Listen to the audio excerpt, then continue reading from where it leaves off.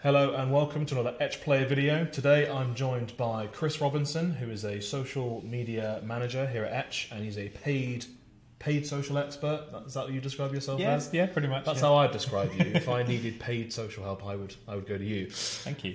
Today we're going to be playing Football Manager 2020 and talking about the world of paid social, which is a world that is potentially very lucrative in terms of marketing, but maybe not everybody fully understands or considers as part of their kind of release campaign for their game.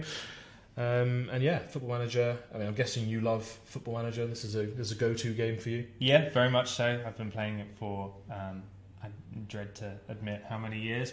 Probably about 10 years. Okay. Yeah. And you buy it every year? Yes. Yeah, I'm that guy. Cool. Okay. Well, let's take a look at the game and get started. Nice. Cool. I didn't set you up with a specific manager appearance. No, that's fine. You're welcome. You're fine with the default. The trick is always choosing a team to start with. Okay. But I am a big fan of Italian football, so I will be choosing an Italian team. Who are you going to go for? I have the biggest soft spot in the world for Atalanta. Atalanta it is. A little team from outside Milan in Bergamo who, Nice. So when it comes to paid social, where do you start? Like, who's your team? What team do you pick for paid social? Like, what website do you start with? Are you a Facebook guy, or does it depend on? It really depends. It really depends on who you want to be getting in front of, how much budget you've got, all of that sort of thing. You have to consider, all the different platforms you have available to you. If you've got, quite a large budget, you might consider, Facebook plus YouTube plus a bit of Twitter, or, but yeah, it depends on, budget, creative, and who you want to be in front of and where they are, like what they use. If your target, audience just doesn't use Twitter, don't spend $5,000 on Twitter. Yeah, would be like a really basic sort of bit of advice. But yeah, I guess it kind of highlights the need for having that kind of research into what your demographic is, and really a lot of what you do, I guess, is about zoning in on specific demographics, for lack of a better word, like specific types of people. Yeah, and trying to figure out what they like, how they interact with these networks, where they live natively, digitally. Yeah. There's a long database setup for Manager, isn't there? Yeah. I probably should have done that in advance before the video started recording. So it's going to ask me my name and everything.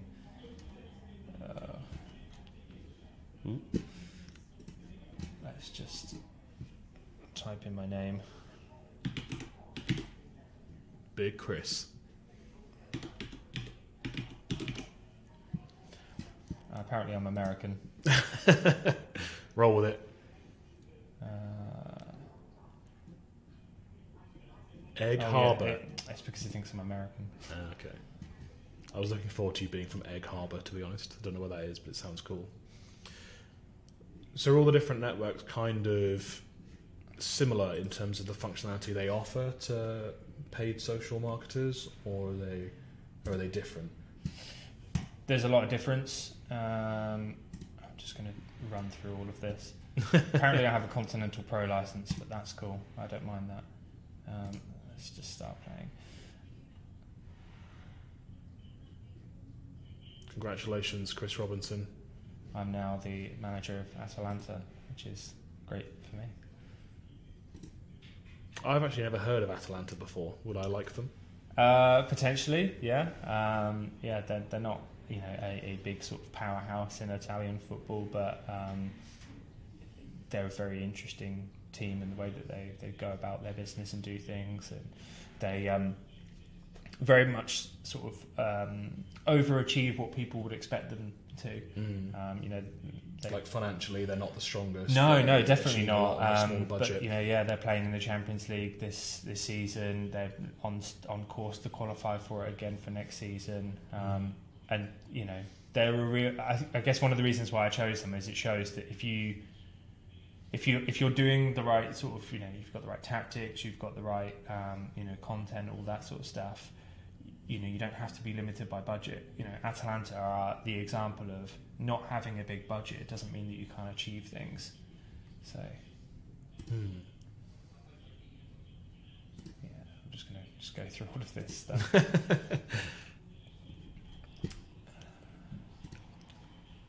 So what are your tips for people who maybe don't have the biggest budget but still want to get into the world of paid social? Is it all about content? Is that the...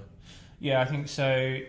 If you don't have a lot of budget, just making your ads the best that they can be from like a content perspective, making them look as good as they can, working on your copy, your calls to actions, all of that sort of thing. Because if you've got a couple of £100 a month, but the things that you're putting in front of people are really engaging, they're really going to sort of connect with people, then you're going to see results from it. Yeah. It might not be immediate, because that's the other thing as well, is I think a lot of people assume that because with paid social you can get stuff live pretty quickly, that you'll see immediate results. That's not always the case. There is a big element of patience with it, and testing and learning and seeing what works for you and all of that. But yeah, if you get your content right, if you get your ads,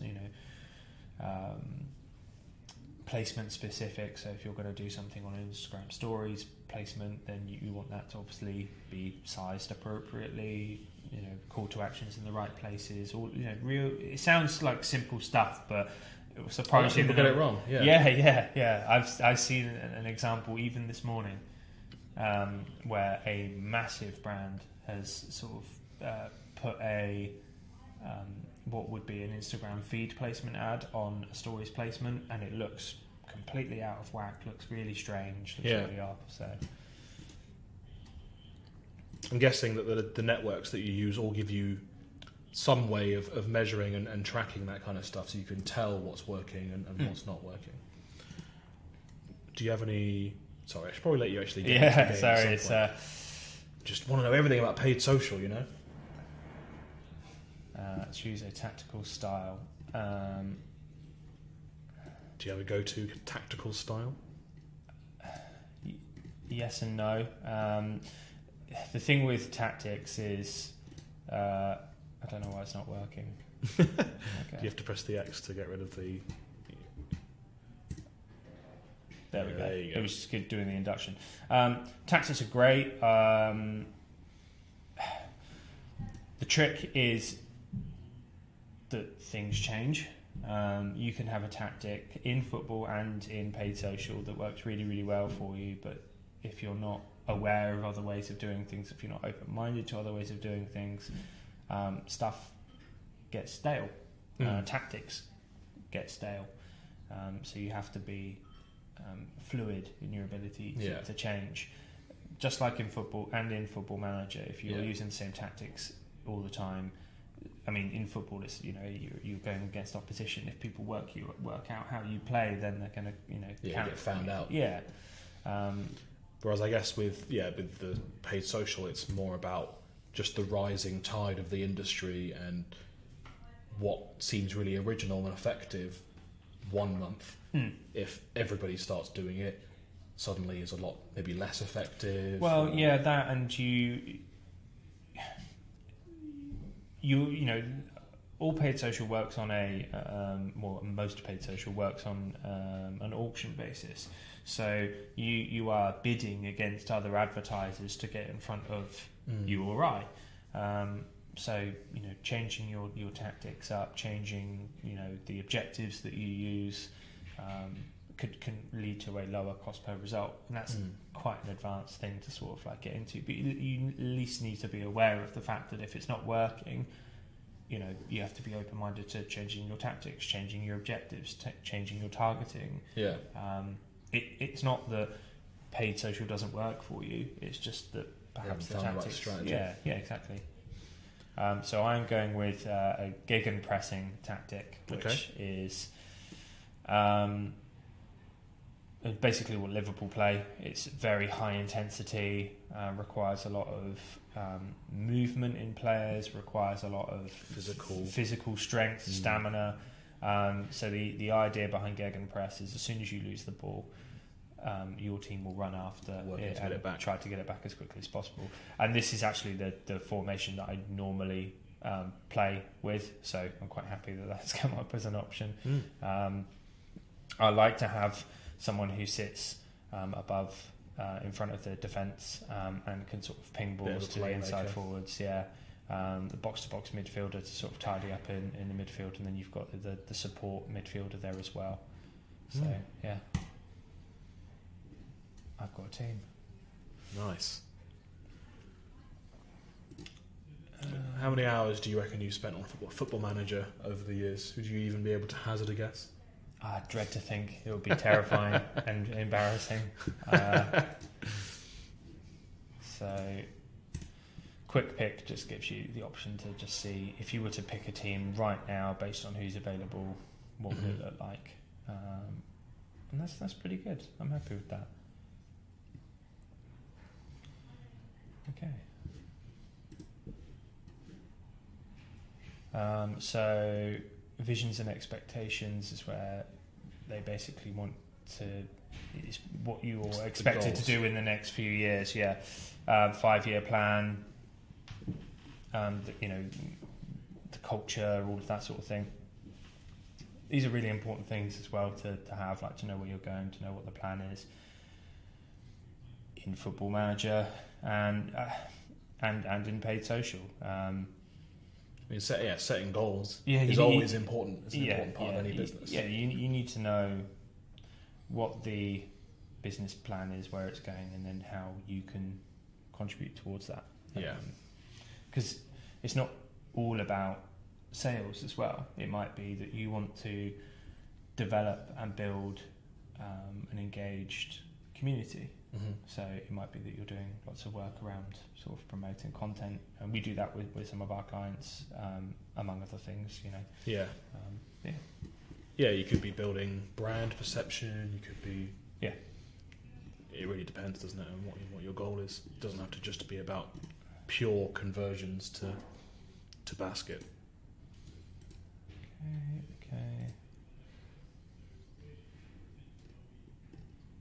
I think for people who maybe haven't played it before, Football Manager can be quite overwhelming because there's a lot in it. There's an awful lot in it, and over the years it's got more and more complex because you can essentially tweak any sort of tactical element. You can do complete, training sessions, drills. You can do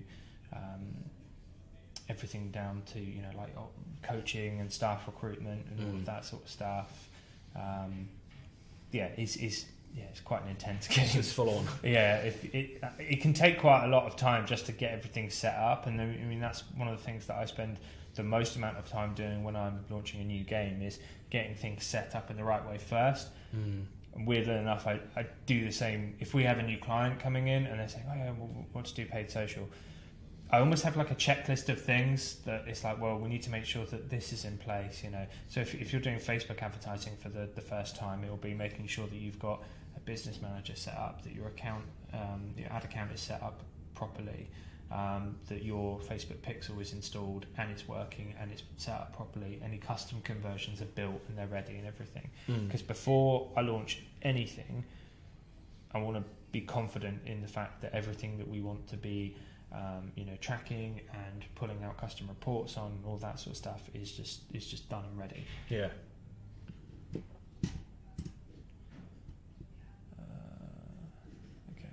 I'm just going to continue from now.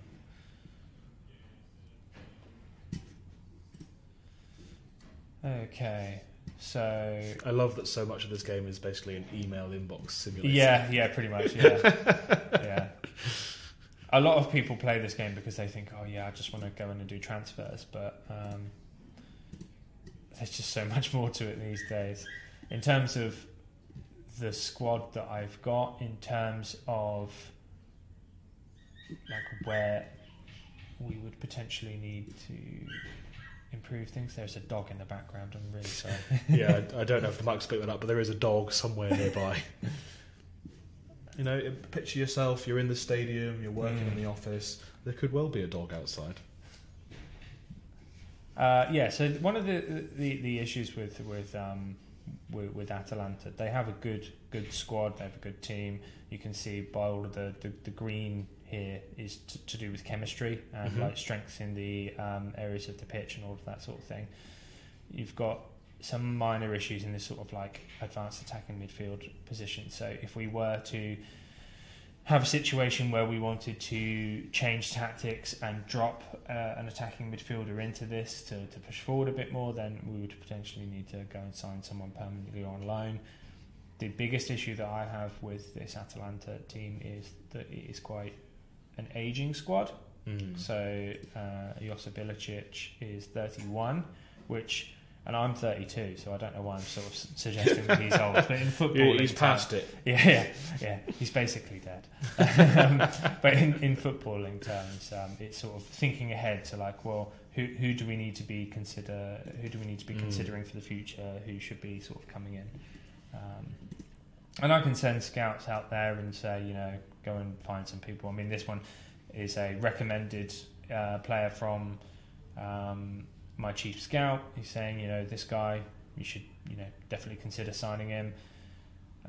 His potential ability his current ability is decent, but his potential is to be a lot better. They actually reckon that he could be a star player for the team.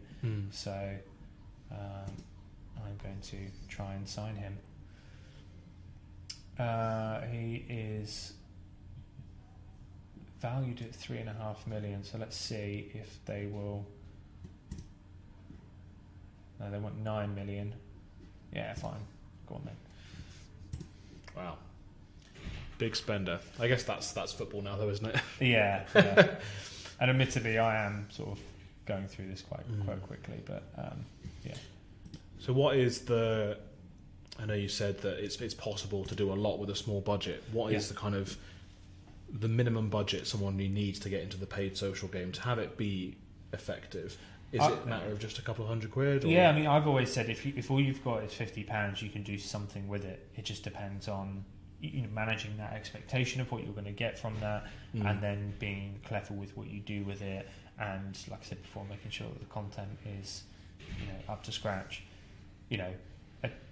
Atalanta are a team that play in the Champions League, and I went into their transfer thing and they said we've only got £10 million. Now Manchester City will probably give Raheem Sterling £10 million as a bonus at the end of the season. That's this entire team's transfer budget. So it's being smart with it. Now the reason why I went for this guy is because he's got good potential. He's young. He's 20 years old. Currently playing at Bologna, so he knows the division. It's a potential for the future. Yeah. With football, a lot of it is balancing the risk. Is he prone to injury? Whatever. But I'm trying to make the most I can with a small budget. I know that it's an aging team. Bringing in someone who's 20 years old. If I've got a guy in the midfield who's 29, he might play for another 3-4 years. I've got someone ready-made to sort of come in.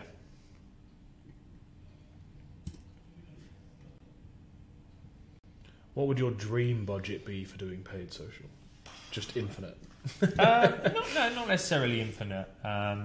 There are some... The bigger the budget that you go, obviously, the more you can do with it and the more you can invest. It makes it a bigger challenge. I wouldn't necessarily say that there's a dream budget. Having big budgets is nice. You can do lots of different things with it, especially if it's linked around a campaign or an event or something. So if someone came to us and said, I've got a media budget of £50,000. I've got this big event. It's the most important event for us of the year. Then we might sort of plan that out as a 2 to 3 month campaign. Or if it was a game launch, for example, and someone came to us and said, we've got this budget. The game is launching on this day. then we would plan that over a period of time where it's sort of introducing people to the game, lots of warm-up activity, and then when the game is released, lots of announcement activity, direct conversion, all of this sort of stuff. It's using all the different objectives, getting in front of people at the right places at the right time, doing the old marketing funnel of making people aware. And, I'm asking my assistant manager to pick stuff because I'm lazy.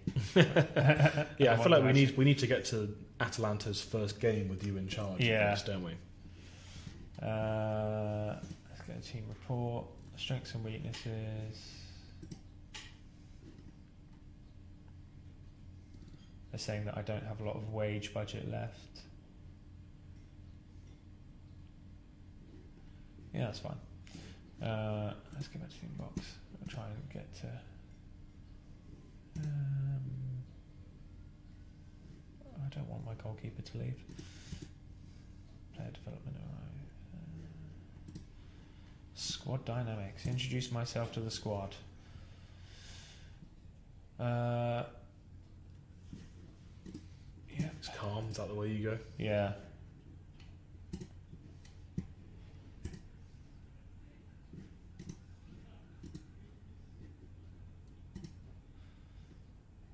Right, okay. I don't want to get ahead of myself, so I'm going to say that I think that we can finish in Europa League. Now, some people aren't going to like that. So some of these guys have said that they think that I'm being too ambitious. I think I'm being realistic.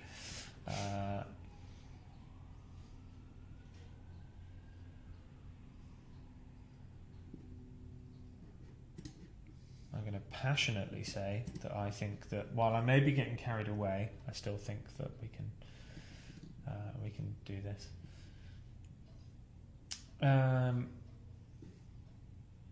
going to calmly say that I respect all of their opinions.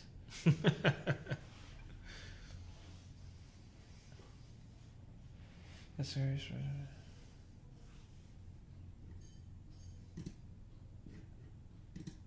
I'm pretty sure that it went well. Nice. You're a good manager.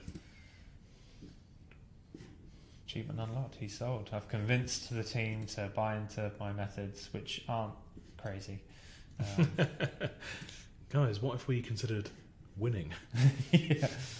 3 points. Ever heard of it? So training. I like to be quite involved in training. Normally, if I have more time and everything, because you can do a lot to sort of shape long term how and I suppose it's like with people, you can shape how a team is going to perform long term with the right training and development and mentoring, and there's a lot of that you can do in the game. You can ask more senior players to mentor younger players and sort of take them under their wing and everything like that. It can have you can get a lot of benefit from that. So I'm just trying to get ahead to. So I've got to do a press conference now. I'm just going to say I'm very excited.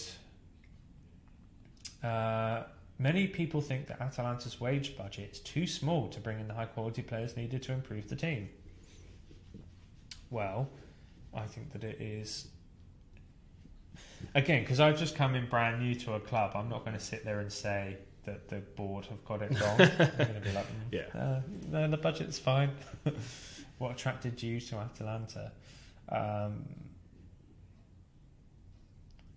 Everyone is trying to develop to better themselves, and I think this club shares those values. Hopefully we can all move forwards together. Yeah, I think that's fair. Yeah. Do you have any reservations about taking the job?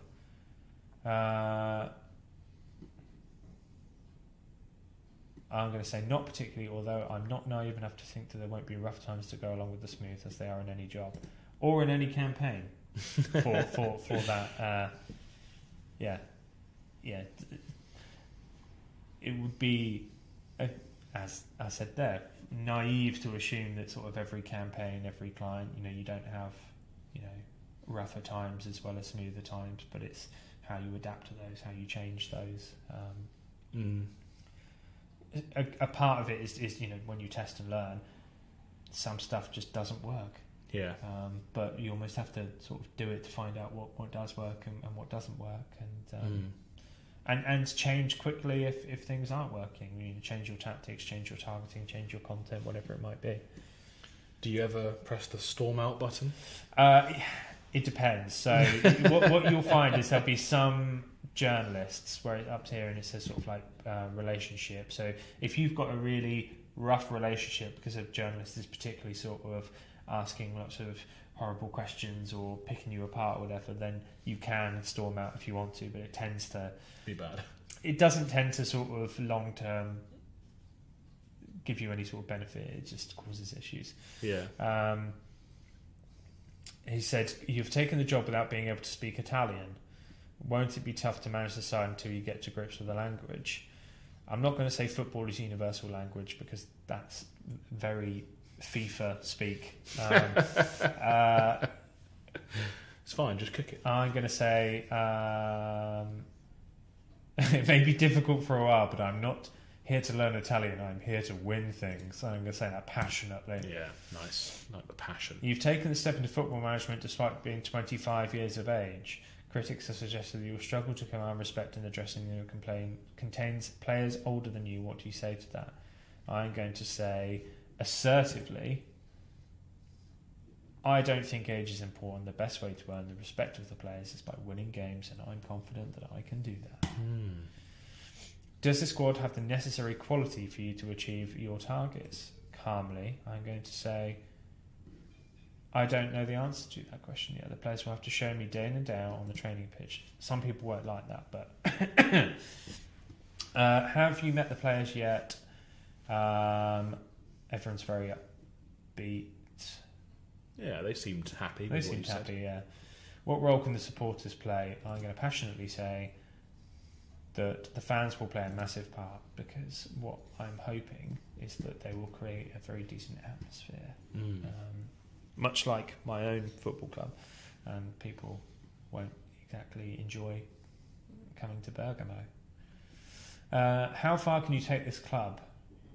Calmly, I'm going to say I want to make a long-term success out of this club. That's one of the things I always look to do on Football Manager, is try and take a club and then sort of develop, go into it with real long-term thinking. Build a real legacy. Yeah, but looking at sort of, the sort of thing that Alex Ferguson used to do at Manchester United was look at what's the next team going to look like when these people leave or retire or whatever. What is the next team going to look like? And that is a trick. It requires obviously keeping your current team together and happy and playing well, but then constantly looking at, well, if this guy breaks his leg and has to retire, who's going to sort of fill in that place? So it's sort of constantly looking ahead at sort of, well, what's next? Who's going to come in next? How hard do you expect the players to work? I'm just going to say I want everyone to embrace the work. We'll be looking towards someone like Mario Pasalic. Yes, I like Mario Pasalic very much so. Will Alejandro Gomez? Yes, he will remain the captain. Sale of a promising youngster has caused concern. How do you appease the supporters?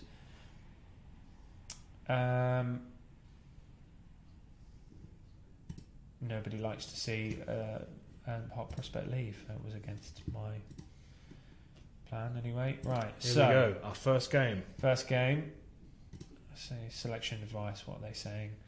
So this is where your assistant manager will give you advice on, who should be playing, who shouldn't be playing, who's injured, who needs to increase their match fitness. So I'm going to use his selected squad. That works for me. I'm going to submit the team. Let's give this a go. Here we go. Think we're going to win? It's against the Atalanta under 20, so yeah, you would expect so. You would hope so. It's still very early doors, but my team talk is going to be a calm, all the best out there today, have fun, because I do just want them to just have fun. Specific to the attackers, there is no pressure on you today. Midfielders, there is no pressure. defence, there is no pressure because it is just a friendly against the under 20. So I just want people to play and have fun. Let's play. Nice. Well, it does have sound. Yeah, it has been quiet so far. We'll probably wrap up after this game. So I guess, is there any last minute top tips that you would like to share about paid social? Anything that you think a lot of people maybe miss out on? So quick wins almost? Instagram. A lot as a network, just use Instagram. Basically, yeah. If I had to sort of in a word, so a lot of people sit there and say, oh, there's not much point advertising on Facebook. It's only older people that's using Facebook. Instagram is owned by Facebook, so you use the Facebook ads platform to advertise on there, and it's where you'll see the biggest opportunities for awareness, for brand building. Is through that channel. In the feed, it's certainly in Instagram stories, which is getting more and more important. I'd just say, if you're going to try something, have a go with that. Yeah. And have a play with different objectives, whether it's just reach to get in front of pure numbers of people, traffic to get people onto your website. And just look at what other people are doing. Facebook have an ads library which you can look at, and you can type in any brand and see the types of ads that they're doing. Use that for inspiration. There's so much stuff out there that's totally free and accessible. Look at it, use it. Do you prefer text, images, or video? Video. That's where it's at.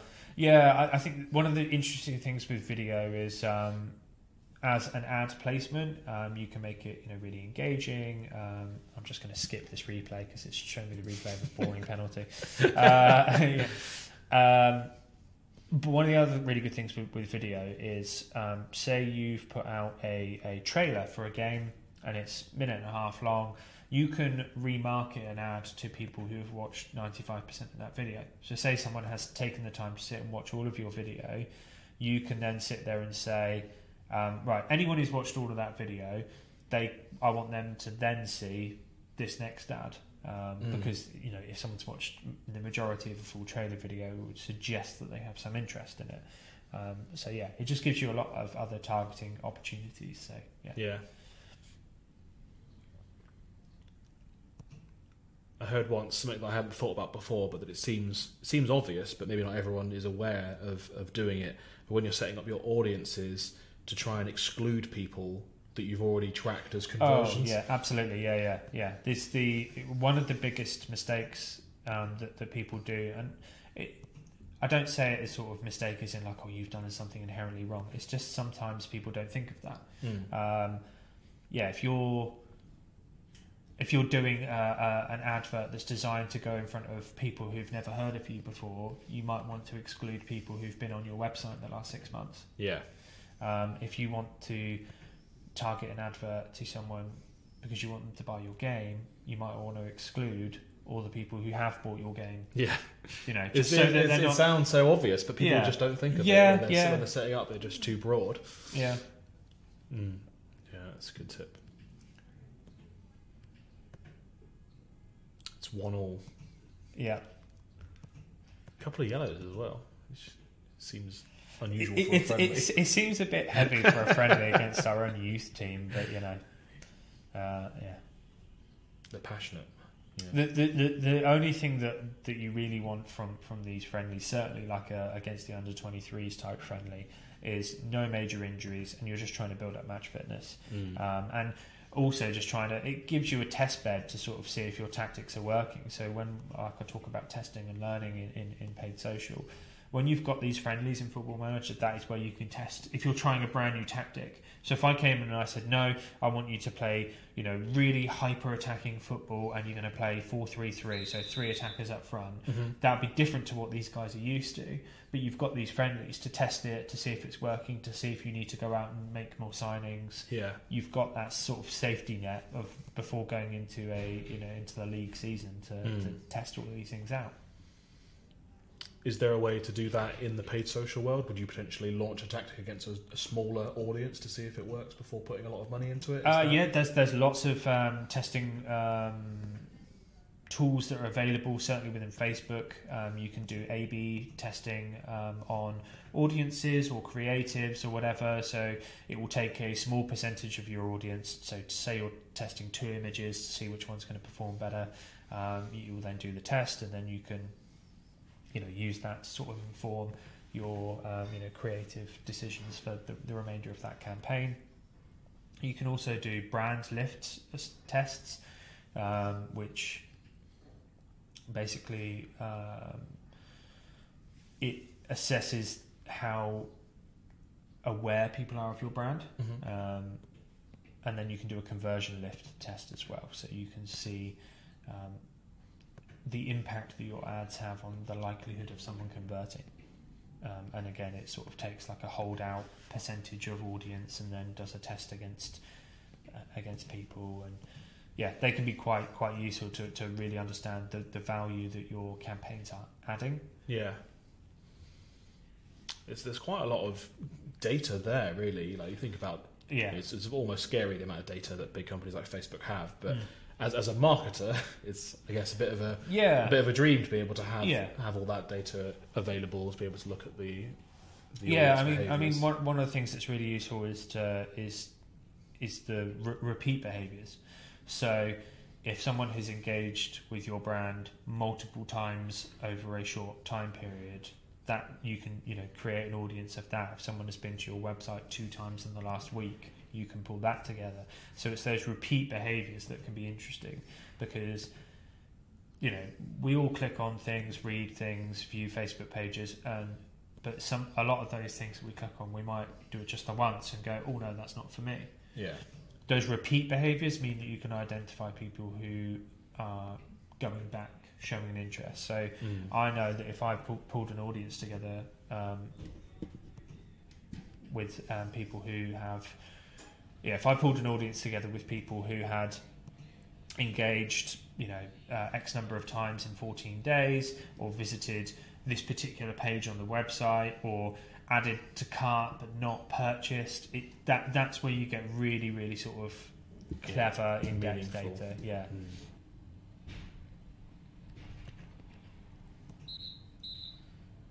Okay. And it's over. Atalanta have won their friendly. Yeah, 3-1. Yeah, happy with that. Yeah. Well, get some good information there on who's performed well, who hasn't performed well. Yeah. You'd take this season further? You're welcome to keep playing after we've stopped recording. Don't tempt me. Be here all day. Yeah, I would. We'll wrap it up there. Thanks very much to Chris Robinson for joining me. I've been Adam Burt. This is Football Manager 2020, and we'll see you next time. Thank you. Bye.